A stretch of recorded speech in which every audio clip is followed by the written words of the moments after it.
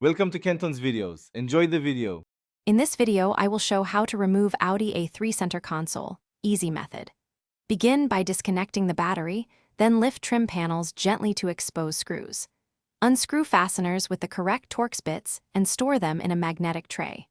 Pry plastic clips with a trim tool to avoid damage. Work slowly around the edges until the console lifts free, then disconnect any wiring harnesses before fully removing the unit.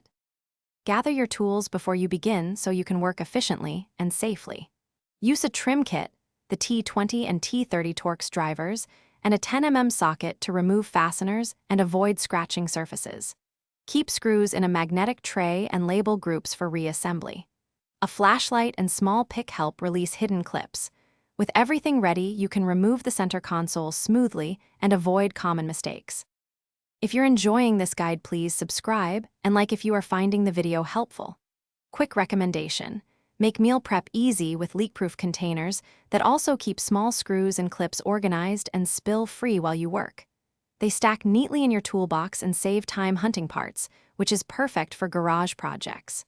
Check the description for the link and other deals. Now let's get back to the video. Work methodically, removing visible trim pieces and cup inserts first so you can see fasteners clearly. Unscrew the mounts using Torx drivers and a socket, then check for hidden screws under rubber mats. Carefully pry up trim to release clips while avoiding excessive force. Before lifting the console, disconnect electrical connectors and note their positions. Lift the assembly straight up and guide it out slowly to prevent scratching or catching on surrounding panels. Thanks for watching. Consider subscribing if we helped you.